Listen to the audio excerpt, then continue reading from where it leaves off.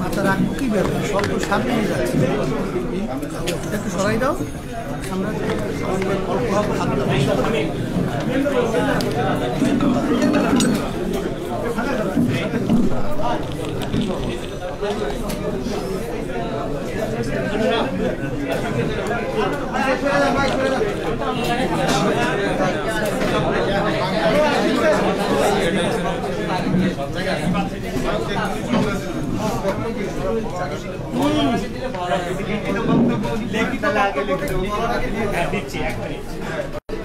শুরু করার আগে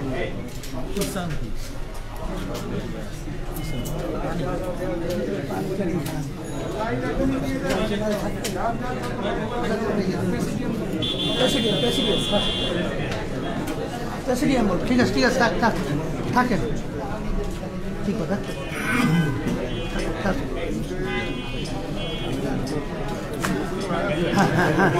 এখন না বক্তব্য শুরু হোক তখন দেবে বক্তব্য শুরু হোক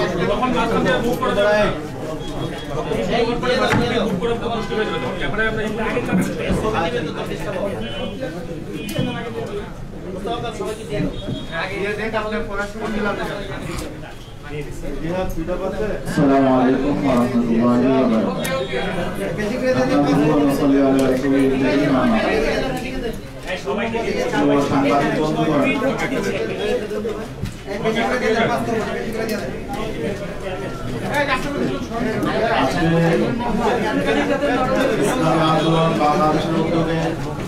ইসলামী আন্দোলন বাংলাদেশের মোহতারাম আমির আজাদ পীর সাহেব চরমনাইর আহ্বানে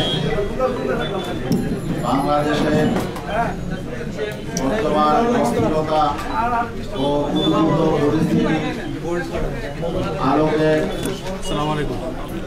আজকে সংবাদ সম্মেলন আয়োজন করা হয়েছে। আপনারা জানেন দেশে বর্তমানে ধোলাইপাড়ে বঙ্গবন্ধুর ভাস্কর্যকে কেন্দ্র করে একটি উত্তেজনাকর পরিস্থিতি সৃষ্টি হয়েছে এবং সেই ঘটনাটাকে কেন্দ্র করে আজকে সারা দেশে আমাদের জনগণের মধ্যে যে বিভক্তি তৈরি হয়েছে, আমাদের যে দেশের স্বাধীনতা সার্বভৌমত্ব যে অনিশ্চয়তা তৈরি হয়েছে, এরই আলোকে আজকে ইসলামী আন্দোলন বাংলাদেশ এই বিষয়টির নাজুকতা উপলব্ধি করে ইসলামী আন্দোলন বাংলাদেশের দৃষ্টিভঙ্গি এবং ইসলামী আন্দোলন বাংলাদেশের পক্ষ থেকে সরকারের প্রতি, জনগণের প্রতি, মিডিয়ার প্রতি আহ্বান, কিছু জরুরি নির্দেশনা পেশ করার জন্য আজকের এই সাংবাদিক সম্মেলনের আয়োজন করা হয়েছে। আজকের এই সাংবাদিক সম্মেলনে উপস্থিত রয়েছেন ইসলামী আন্দোলন বাংলাদেশের মোহতারাম আমির হযরত মাওলানা মুফতি সৈয়দ মোহাম্মদ রেজাউল করিম পীর সাহেব হুজুর চরমনাই। উপস্থিত রয়েছেন ইসলামী আন্দোলন বাংলাদেশের সিনিয়র নায়েবে আমির হযরত মাওলানা মুফতি সৈয়দ মোহাম্মদ ফয়জুল করিম। উপস্থিত রয়েছেন ইসলামী আন্দোলন বাংলাদেশের প্রেসিডিয়ামের অন্যতম সদস্য অধ্যক্ষ মাওলানা মুসাদ্দিক বিল্লাল মাদানী। উপস্থিত রয়েছেন ইসলামী আন্দোলন বাংলাদেশের অন্যতম উপদেষ্টা, রাজনৈতিক উপদেষ্টা অধ্যাপক আশরাফ আলী আকন। উপস্থিত রয়েছেন ইসলামী আন্দোলন বাংলাদেশের কেন্দ্রীয় যুগ্ম মহাসচিব অধ্যাপক মাহবুবুর রহমান। উপস্থাপনায় আছি আমি মাওলানা গাজী আতাউর রহমান এবং আরও উপস্থিত রয়েছেন বাংলাদেশের বিশিষ্ট ইসলামী ব্যক্তিত্ব, বিশিষ্ট রাজনৈতিক বিশ্লেষক মাওলানা ওবায়দুর রহমান খান নদভী। উপস্থিত আছেন ইসলামী আন্দোলনের প্রেসিডিয়ামের অন্যতম সদস্য জনাব গোলাম মাওলা, খন্দকার গোলাম মাওলা।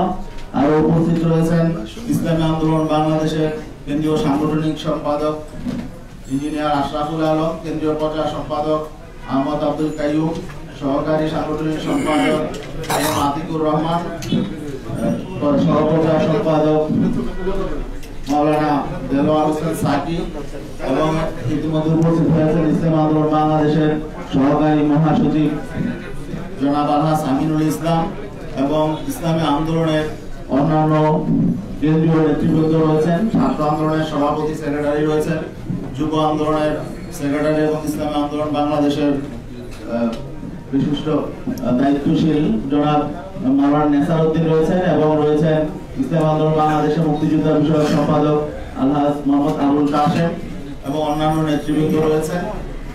এখনই আজকের এই সংবাদ সম্মেলনে লিখিত বক্তব্য পেশ করছেন ইসলামী আন্দোলন বাংলাদেশের মুহতারাম আমির হযরত মাওলানা সৈয়দ মোহাম্মদ রেজাউল করিম পীর সাহেব।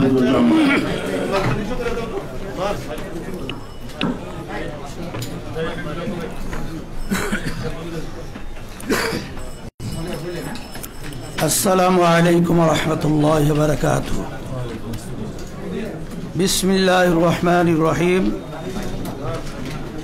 নাহমাদুহু ওয়া নুসাল্লি আলা রাসূলিহিল কারীম, আম্মা বাদ।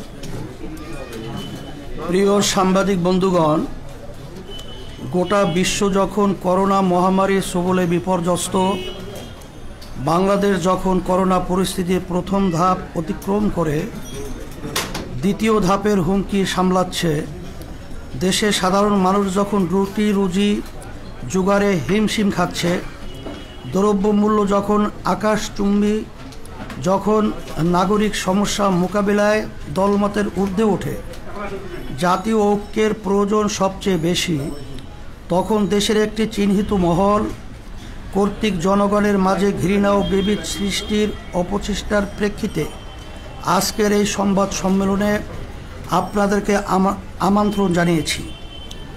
আজকের সংবাদ সম্মেলনে উপস্থিত হয়ে আন্তরিকতার পরিচয় দেওয়ায় শুরুতেই সবাইকে ধন্যবাদ জানাই। প্রিয় সাংবাদিকবৃন্দ, আপনারা জানেন ইসলাম চরিত্রগতভাবেই শান্তিবাদী একটি ধর্ম। পবিত্র কোরআনে পরিষ্কারভাবেই জোর করে কারো উপরে ধর্ম চাপাতে নিষেধ করা হয়েছে। ফলে ইসলাম তার 1450 বছরের ইতিহাসে কখনোই কোনো জনপদে শক্তি প্রয়োগ করে ইসলামের কোনো বিধান চাপিয়ে দেয় নাই। অনুরূপভাবে বাংলাদেশের সমাজকে অপরাধমুক্ত রাখতে, কর্মমুখী করতে, সমাজের শান্তি শৃঙ্খলা রক্ষা করতে, সমাজের মানুষের মাঝে সম্প্রীতি, সহমর্মিতা ও সৌজন্যবোধ চর্চায় ওলামায়ে কেরাম শান্তিপূর্ণভাবে যুগ যুগ ধরে নিরলস চেষ্টা করে যাচ্ছেন। প্রিয় সাংবাদিক বন্ধুগণ, আপনারা বর্তমান পরিস্থিতি জানেন। একটি সুবিধাভোগী মহল সাধারণ মুসলিম জনতার উত্থাপিত একটি মতামতকে কেন্দ্র করে গোটা দেশে লম্ফজম্ফ, হুমকি ধুমকি দিয়ে বিশৃঙ্খলা তৈরির চেষ্টা করছে। তাদের পিছনে বাংলাদেশের অর্জন, উন্নয়ন, সামাজিক সম্প্রীতি ও স্থিতিশীলতা বিনাশে কর্মরত কিছু দেশি বিদেশি চক্রেরও ইন্ধন রয়েছে বলে ধারণা করা হয়। স্বপ্নের পদ্মা সেতু প্রকল্পের ঢাকা কেন্দ্রের প্রবেশদ্বারে বঙ্গবন্ধুকে স্মরণ করে স্থাপিত হতে যাওয়া ভাস্কর্য নিয়ে একটি বিতর্ক তৈরি হয়েছে। 5-7টি মসজিদ মাদ্রাসার মিলন মোহনায় 2টি মসজিদের অবকাঠামো ভেঙে এই পয়েন্টে ভাস্কর্য স্থাপনের ফলে স্থানীয় ইমাম, মুসল্লি ও তৌহিদি জনতা সেখানে ভাস্কর্যের বদলে বিকল্প কোনো উত্তম পন্থায় বঙ্গবন্ধুকে স্মরণীয় করে রাখার দাবি জানিয়েছিল। সাংবাদিক বন্ধুগণ, আপনারা জানেন বাংলাদেশ সরকারের বিদ্যমান আইন কানুন মেনেই তৌহিদি জনতা সমাবেশ করেছে এবং সেখানে শালীন ভাষাতেই যৌক্তিকভাবে ভাস্কর্য স্থাপনের বিরোধিতা করা হয়েছে। একই সাথে বঙ্গবন্ধুকে সম্মান জানানোর বিকল্প পন্থাও প্রস্তাব করা হয়েছে। বিষয়টি একেবারেই স্বাভাবিক একটি নাগরিক প্রতিক্রিয়া, কিন্তু আমরা বিস্ময়ের সাথে লক্ষ্য করলাম একটি সুবিধাভোগী মহল বিষয়টিকে কেন্দ্র করে দেশে চরম উস্কানি উত্তেজনা তৈরি করছে। সরকার যেখানে প্রতিবাদ সমাবেশের অনুমতি দিয়ে যৌক্তিক আলোচনা ও মতামতের পরিবেশ সংযমের সাথে বজায় রেখেছে, সেখানে জনবিচ্ছিন্ন সুবিধাভোগী শ্রেণীটি ওলামায়ে কেরামকে সন্ত্রাসী ভাষায় গালিগালাজ করছে, ঢালাওভাবে অপবাদ দিচ্ছে, মাহফিলের মতো চিরায়ত ধর্মীয় সংস্কৃতিকে উগ্রপন্থায় প্রতিহত করার ঘোষণা দিচ্ছে, রাজপথে সন্ত্রাসী কায়দায় উগ্র বক্তব্য স্লোগান দিচ্ছে, প্রকাশ্যে আলেম সমাজকে মারধর, অপমান, এমনকি তাদের প্রাণনাশের হুমকি দিচ্ছে। এখনও পরিস্থিতিতে আমরা পরিষ্কার করে জানাচ্ছি যে ওলামায়ে কেরামের দাবির মধ্যে মরহুম বঙ্গবন্ধুর প্রতি কোনো বিদ্বেষ ছিল না, অসম্মানও ছিল না, বরং বিষয়টি ছিল দেশের প্রায় 90% জনগণের বোধ বিশ্বাসের সাথে সাংঘর্ষিক মূর্তি স্থাপন না করে অন্য কোনো পন্থায় তাকে স্মরণ করার দাবি, যা অনেকটা মুসলিম রাষ্ট্রনায়ককে ইসলামের আলোকে দাফন কাফন না করে বিধর্মীয় পন্থায় তার শেষকৃত্য করার মতোই নিন্দনীয় কাজ। আলেম সমাজ ও সাধারণ মুসলিম ধর্মপ্রাণ জনগণ এক্ষেত্রে সরকারের কাছে নিজেদের প্রাণের আকুতি তুলে ধরতেই পারে। মানা না মানা কর্তৃপক্ষের দায়িত্ব।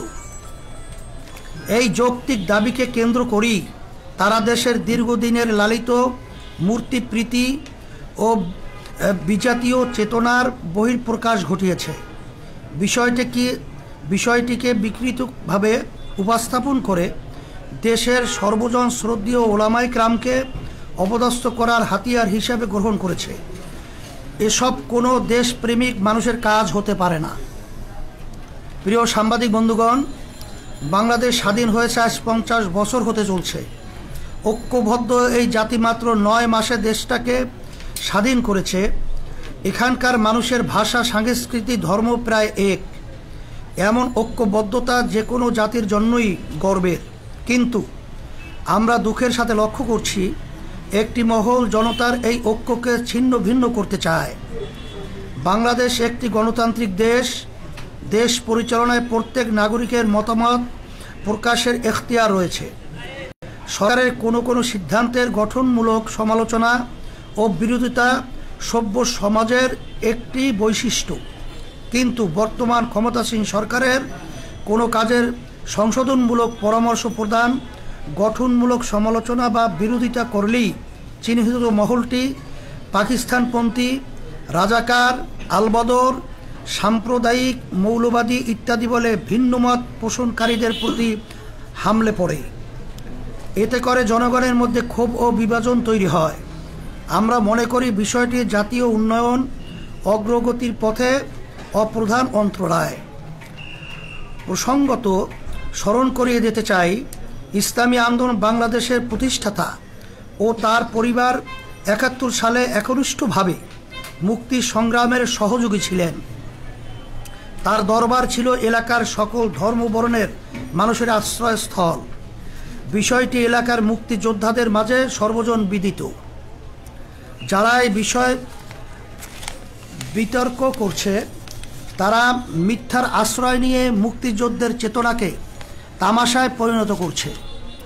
আমরা এর তীব্র প্রতিবাদ ও নিন্দা জানাই। প্রিয় সাংবাদিক বন্ধুগণ, ওলামায়ে কেরাম কোরআন হাদিসের আলোকে তাদের মতামত জানান মাত্র তারা কখনোই কাউকে আইন হাতে তুলে নিতে বলেন না। একই ধারাবাহিকতায় ধোলাইপাড়ের মূর্তি নিয়ে তারা তাদের অবস্থান জানিয়েছেন। এর সাথে দেশের অন্য মূর্তি ভাঙ্গার কোনো সম্পর্ক নেই। বিচ্ছিন্ন কোনো ঘটনার সাথে ওলামায়ে কেরামের মতামতকে উদ্দেশ্যমূলকভাবে সম্পৃক্ত করা উলামা ও ইসলাম বিদ্বেষের নগ্ন বহিঃপ্রকাশ মাত্র। প্রিয় সাংবাদিক বন্ধুগণ, এখানে আরেকটি বিষয় উল্লেখযোগ্য।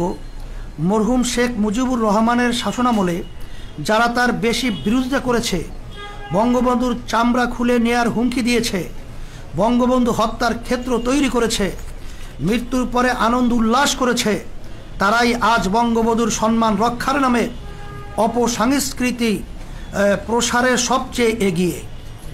অবস্থার দৃষ্টি মনে হয় এরা বঙ্গবন্ধুর কন্যা ও মূল আওয়ামী লীগের চেয়েও বেশি মুজিব ভক্ত হয়ে গেছে।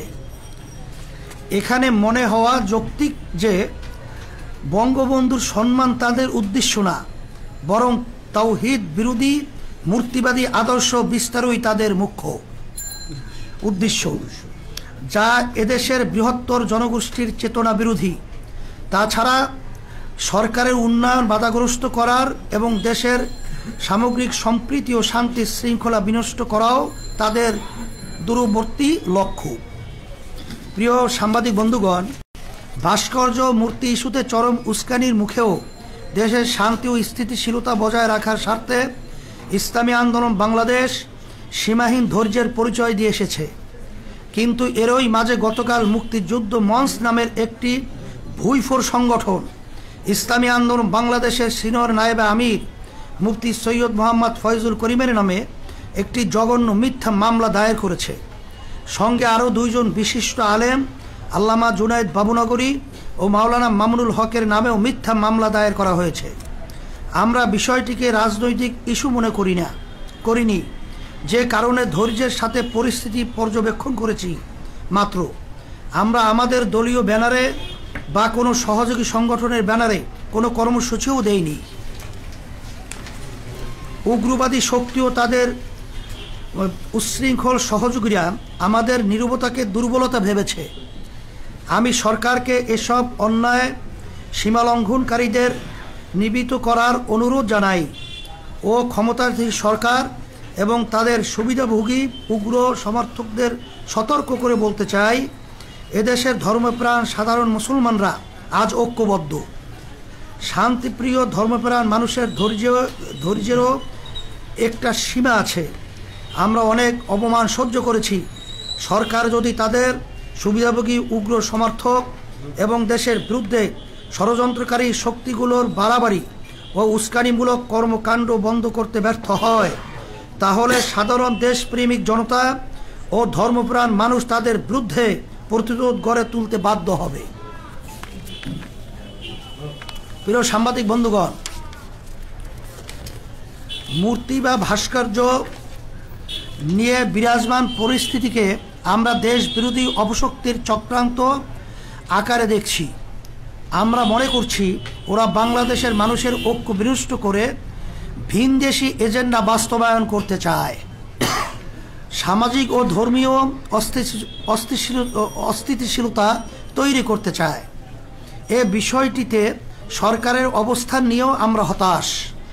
সাধারণ মানুষের নিয়মতান্ত্রিক একটি দাবিকে কেন্দ্র করে যখন কুচক্রী মহল দেশে ওলামাদের বিরুদ্ধে উগ্রতা ছড়াচ্ছে, তখন তারা তা দমন না করে আরও উৎসাহ দিচ্ছে। আমরা মনে করি তাদের এই ভূমিকা বরং বন্ধুকে ছোট করছে, তার সম্মানকে মানুষের চেতনার সাথে সাংঘর্ষিক অবস্থানে ঠেলে দিয়েছে, অথচ এর কোনো দরকার ছিল না। জনগণ মনে করছে সরকার তাদের ব্যর্থতা, দুর্নীতি এবং অনিয়ম আড়াল করতেই এই অপকৌশলের আশ্রয় নিয়েছে। পরিশেষে আজকের সংবাদ সম্মেলন থেকে আমরা ইসলামী আন্দোলন বাংলাদেশের সিনিয়র নায়েবে আমির, দেশের বিশিষ্ট রাজনৈতিক ও ধর্মীয় ব্যক্তিত্ব মুফতি সৈয়দ মোহাম্মদ ফয়জুল করিম, আল্লামা জুনায়েদ বাবুনগরী এবং মাওলানা মামুনুল হক এর মিথ্যা মামলা প্রত্যাহারের দাবি জানাচ্ছি।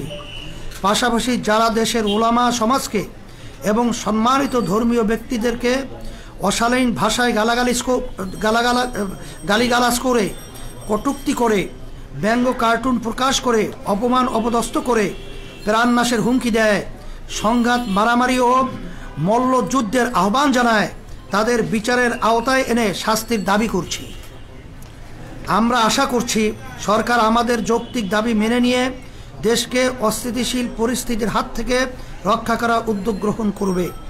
আর সরকার যদি ষড়যন্ত্রকারীদের নিয়ন্ত্রণে ব্যর্থ হয়, তাহলে ইসলামী আন্দোলন বাংলাদেশ নিজেদের নিরাপত্তা, মর্যাদা, মত প্রকাশের স্বাধীনতা ও নাগরিক অধিকার রক্ষার প্রয়োজনেই দেশের জনগণকে সঙ্গে নিয়ে বৃহত্তর কর্মসূচি দিতে বাধ্য হবে। আবারও সবাইকে আন্তরিক ধন্যবাদ জানিয়ে শেষ করছি। আল্লাহ হাফেজ, সবাইকে ধন্যবাদ। সাংবাদিক বন্ধুগণ, এই লিখিত মোহতারাম আমিরের লিখিত বক্তব্যের আলোকে যদি আপনাদের কোনো প্রশ্ন থাকে তাহলে প্রশ্নগুলো দয়া করে উপস্থাপন করুন। আমার কষ্ট হলো ভাই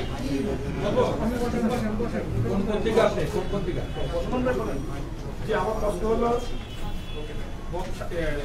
স্বাধীনতা বঙ্গবন্ধু শেখ মুজিবুর রহমান সাহেব আমাদের সংবিধানের অবিচ্ছেদ্য অংশ বলে সরকার দাবি করছে মনে করছে। আর ভাস্কর্য বিরোধী আন্দোলনের আপনার কতক্ষণ প্রতিহত করার চেষ্টা করছেন, সেটা সংবিধানের স্পষ্ট লঙ্ঘন বলে সরকার দাবি করছে। এই বিষয়ে আপনাদের বক্তব্য কি? এখানে আমরা ইসলামী আন্দোলন বাংলাদেশ পরিষ্কারভাবে আমরা আজকে আমাদের লিখিত বক্তব্যে কথাটা পরিষ্কারভাবেই আসছে। তারপরেও যেহেতু আপনি প্রশ্ন করছেন, ইসলামী আন্দোলন বাংলাদেশ আমরা ইসলাম নীতি আদর্শ লালন করি। ভাস্কর্য এবং মূর্তির ব্যাপারে ইসলাম কি সমাধান দিয়েছে, শরিয়াত কোরআন এবং হাদিস কি সমাধান দিয়েছে, বাংলাদেশের সকল উল্লেখযোগ্য হক্কানি ওলামাই কেরাম একত্রিত হয়ে ইসলামের যে এ ব্যাপারে যে সিদ্ধান্তগুলো তাদের মতামত প্রকাশ করেছে, এটা যদি সংবিধানের সাথে সাংঘর্ষিক আমি মনে করি না। কারণ বাংলাদেশ সরকার তার নির্বাচনের আগে তার নির্বাচনী ইশতেহারে প্রকাশ করেছেন যে সে যদি সরকার যদি গঠন করতে পারে, তারা যদি বিজয় লাভ করে, তারা ইসলাম বিরোধী শরিয়া বিরোধী কোনো আইন পাশ করবে না। বিধায় তার কথা কি আমরা সমর্থন হিসাবেই ইসলামের নীতি আদর্শ ভাস্কর্য মূর্তি এটার ব্যাপারে কি সিদ্ধান্ত, এটাই আমরা আমাদের ইসলামী দৃষ্টিতে আমাদের মতামত প্রকাশ করেছি। বিষয়টা হচ্ছে কুষ্টিয়াতে মূর্তি ভাঙা হয়েছে। আমি সময় টিভি থেকে বলছি, কুষ্টিয়াতে যে মূর্তি ভাঙা হয়েছে এই বিষয়ে আপনাদের সমর্থন আছে কি নাই? এ ব্যাপারে আমরা পরিষ্কারভাবে আজকে আমাদের লিখিত বক্তব্যে আমরা কথাটা উল্লেখ করেছি যে আমরা শুধুমাত্র ইসলামের দৃষ্টিতে ভাস্কর্য মূর্তির ব্যাপারটা পরিষ্কারভাবে আমরা ইসলামের দৃষ্টিতে মতামত প্রকাশ করেছি। কিন্তু মূর্তি ভাঙ্গা বা কাউকে উস্কিয়ে দেওয়া বা মূর্তি ভাঙ্গার ব্যাপারে কোনো মতামত আমরা প্রকাশ কোনো ওলামায়ে কেরাম করেন নাই, আমরাও করি নাই, এবং আইন শৃঙ্খলা আমরা হাতেও তুলে নিইনি। একটা ব্যাপার জানতে চাই, এই মূর্তি ভাঙাটা আপনার কাছে কি মনে হয় এটা কি ঠিক হয়েছে নাকি ঠিক হয়নি? মূর্তি ভাঙ্গার ব্যাপারে আমরা পরিষ্কারভাবে আজকেও বলেছি, যদি এ ধরনের কেউ উদ্দেশ্য প্রণোদিতভাবে এ ধরনের আচরণ করে থাকে, এটা সম্পূর্ণ নিয়ম বহির্ভূত এবং এটা উদ্দেশ্য প্রণোদিত। এবং সাথে সাথে সরকারকে বলবো যে এটা সঠিক তদন্তের মাধ্যমে যে আসলে মূলত আমরা বিষয়টাকে যে বিভিন্ন কায়দায় যে সিসি ক্যামেরা রয়েছে তার যে ধরনটা আমরা লক্ষ্য করছি, এটা আমাদের কাছে প্রশ্নবিদ্ধ। এটা সঠিক ভাবে তারা তদন্তের মাধ্যমে দোষীদের ব্যাপারে তারা ব্যবস্থা নেবে, এটা আমরাও সমর্থন করি। আমার নাম হচ্ছে মুস্তফা মল্লিক, আমি চ্যানেলের বিশেষ প্রতিনিধি। আপনি একটা জায়গায় বলেছেন যে চক্রান্ত আকারে আপনারা দেখছেন এবং এটা বলছেন যে তারা ভিন দেশি এজেন্ডা বাস্তবায়ন করতে চায়। আপনার এই তৃতীয় পক্ষ শক্তিটাকে কাকে বোঝাচ্ছেন? এটা আপনার তালাশ করে বের করে নেবেন। তবে আমরা আজকে তাদের যে লক্ষ্য উদ্দেশ্য, তারা অনেক সময় সরকারের কার্যক্রমকেও তারা সমালোচনা করে। এটা কোনো গোষ্ঠীকে, যেমন নাকি আমরা এখানে ওবায়দুল কাদের সহ, ওবায়দুল কাদের আমাদের বর্তমানে আওয়ামী লীগের সেক্রেটারি জেনারেল, সে বিভিন্ন এই ধরনের সংগঠন যারা নাকি উস্কানিমূলক এবং বিশৃঙ্খলা সৃষ্টির জন্যে তারা কার্যক্রম পরিচালনা করছে, ভুইফুর হিসেবে তাদেরকে আখ্যা দিয়েছে। আমরা আমাদের বক্তব্য সেই ধরনের কথাটাই আমরা আজকে উল্লেখ করেছি। আপনাদের যে বৃহত্তর কর্মসূচির কথা বললেন, বৃহত্তর কর্মসূচি কি ধরনের কর্মসূচি আপনারা দিতে পারছেন?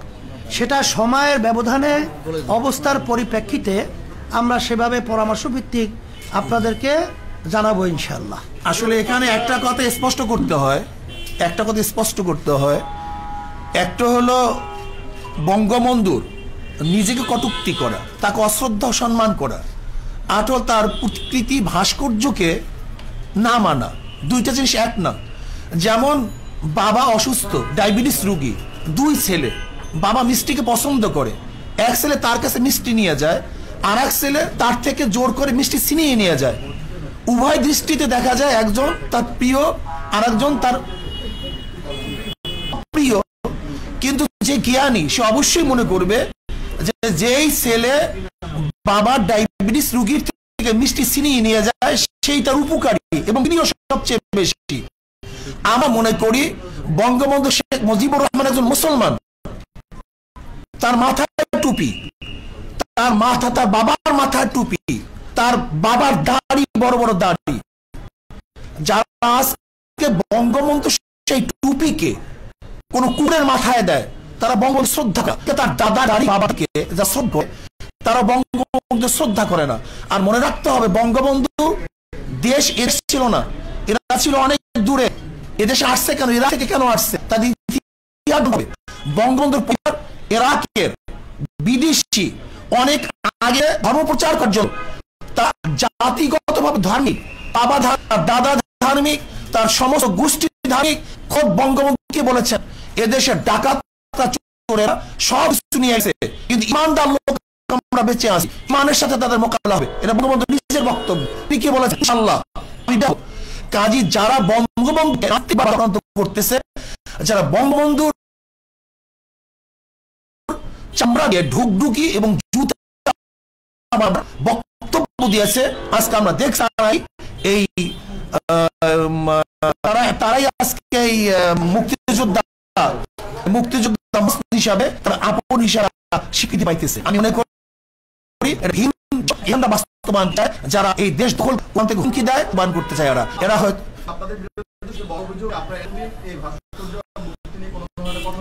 কে বলছে আপনাদের আন্দোলন করেছি আমরা ময়মনসিংহের উলঙ্গ।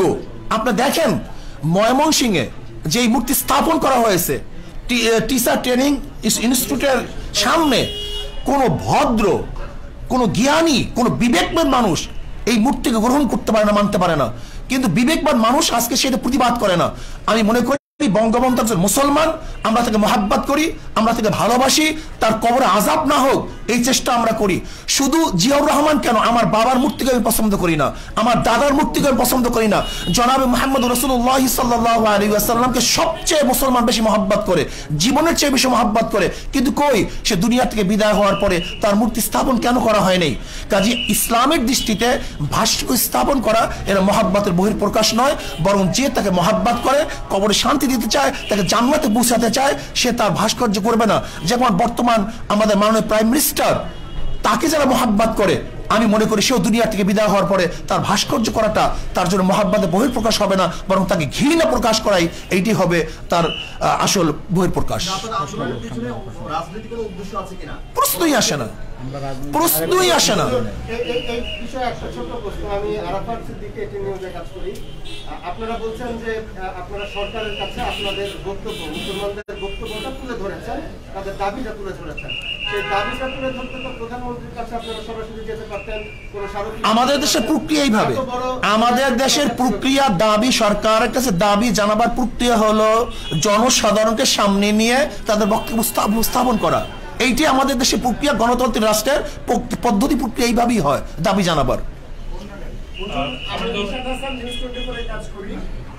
যে সংগঠনগুলোর কথা বলছেন বা যারা আপনাদের সাথে মামলা করেছেন, তাদের দাবি হচ্ছে যে ভাস্কর্য এবং মূর্তি এক নয়, এবং গেল কয়েকদিন ধরে এই ধরনের বক্তব্য আমরা গণমাধ্যমে পাচ্ছি। তো আসলে আপনাদের কাছে আমি এটার সাথে যুক্ত করতে চাই যে সরকার, মানে যাদের পক্ষ থেকে মামলাগুলো করা হয়েছে কিংবা যারা এই যে আপনাদের বিরোধিতা করছে, তারা বলার চেষ্টা করছে যে শুধুমাত্র বাংলাদেশেই না, পৃথিবীর বিভিন্ন ইসলামী দেশেও নানান ধরনের ভাস্কর্য তৈরি হয়েছে এবং সেগুলো তাদের ঐতিহ্যকে লালন করছে।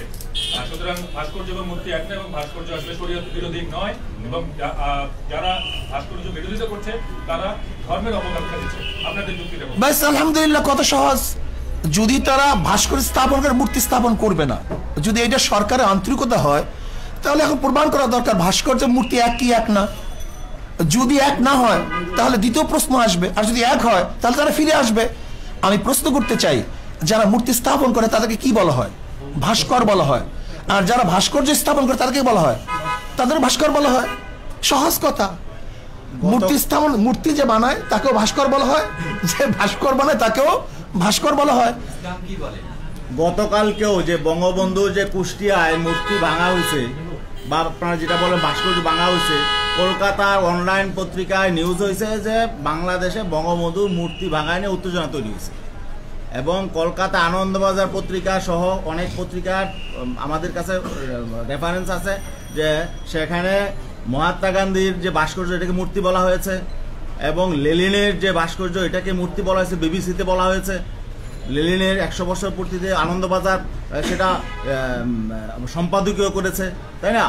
এবং সেই যে বিভিন্ন জাদুঘরে প্রিয়াঙ্কা চোপড়া এবং এই যে শ্রীদেবী তাদের মূর্তি স্থাপন করা হয়েছে, এটাকে মূর্তি বলা হয়েছে। তো পূজা করে নাকি, ওটা তো ভাস্কর্য। শুনে স্পষ্ট ইসলামের দৃষ্টিতে আমি পরিষ্কার হয়ে বলতে চাই, একটা হলো ভাস্কর্য বা মূর্তি স্থাপন করা, আর সেটাকে পূজা করা। যদি কেউ মূর্তিকে পূজা করে সেটা শিরক হবে, আর স্থাপন করে হারাম হবে, নাজায়েজ হবে। যেমন কেউ যদি মদ পান করে হারাম হবে, কেউ যদি জায়েজ মনে করে বেঈমান হবে, কুফুর হবে। কেউ নামাজ না পড়লে ফাসেক হবে, কেউ অস্বীকার করলে কাফের হবে। ঠিক কেউ মূর্তি স্থাপন করলে এটা হারাম হবে, নাজায়েজ হবে। কেউ সেখানে সেজদা করলে, তার কাছে আরাধনা করলে সেটা শিরক হবে। একই জিনিস।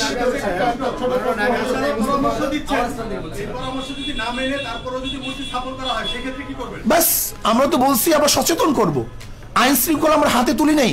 ইসলামী আন্দোলন বাংলাদেশ আজ পর্যন্ত আইন শৃঙ্খলা হাতে তুলে নেই। আমাদের কাজ হলো সতর্ক করা, পরামর্শ দেয়া, তাদেরকে জানিয়ে দেওয়া, অন্যায় প্রতিবাদ করা। আপনাদের এই প্রশ্নের উত্তরগুলো অনেকটাই আমাদের লিখিত বক্তব্য চলে আসছে।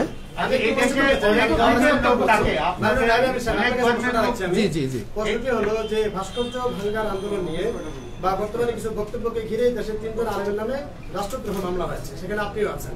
এই বিষয়টা এখানে এসেছে। আমার প্রশ্ন হলো, রাষ্ট্রদ্রোহী মামলা হয়েছে আপনার নামে, আপনার প্রতিক্রিয়া কি ব্যক্তিগতভাবে? আসলে রাষ্ট্রদ্রোহ মামলা হয় নাই, প্রক্রিয়া আছে। রাষ্ট্রদ্রোহ মামলা হওয়ার জন্য যে পদ্ধতি পন্থা, সেটা তার প্রক্রিয়া আছে।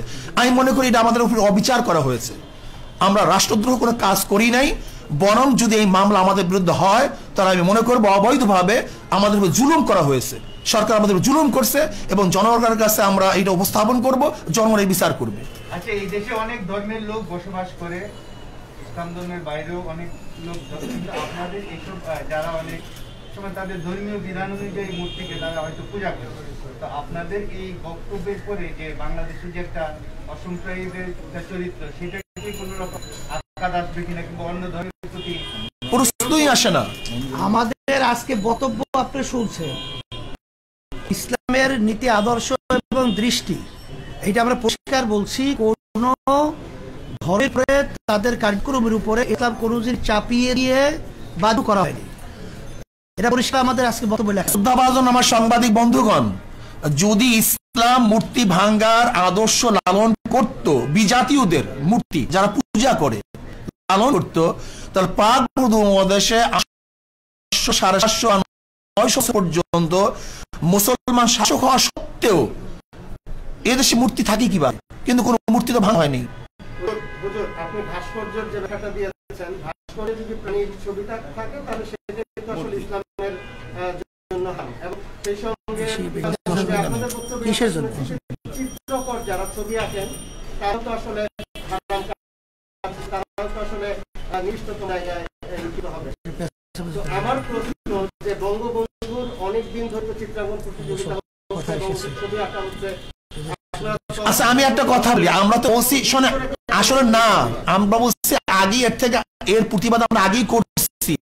হুট করে হলে কিভাবে? এদেশে আরো খুন হয়েছে, কিন্তু সিনা খুন হওয়ার পরে এইটা সেই অবস্থায় পুষতে, যা দেশে ধর্ষণ, লুট, তরাস, খুন, বুম যারা সেঞ্চুরি পালন করছে, তারা আজকে আমাদেরকে বলতেছে আমরা দেশদ্রোহী, আমাদেরকে মল্লযুদ্ধের জন্য আহ্বান করতেছে।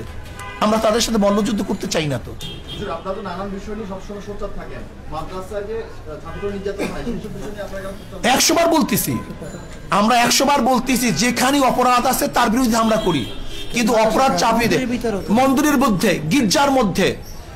শুধু তাই না, আজকে দেখেন আপনি যে আমরা তো এইটার প্রতিবাদ করি, বরং যারা এইটার সমকামীর আইন পাশ করার জন্য যারা বারবার উত্থাপন করছে আমরা তাদের বিরোধিতা করছি।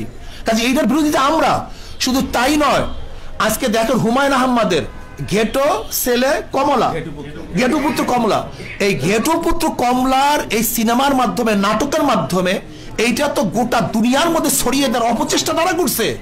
কাজে এই অপবাদ তো তাদের উপরে আসবে, এটা আমাদের উপরে আসবে কেন? যেটা আমরা সবসময় হারাম বলতেছি, নাজায়েজ বলতেছি, সর্বোচ্চ ঘৃণার জিনিস মনে করতেছি।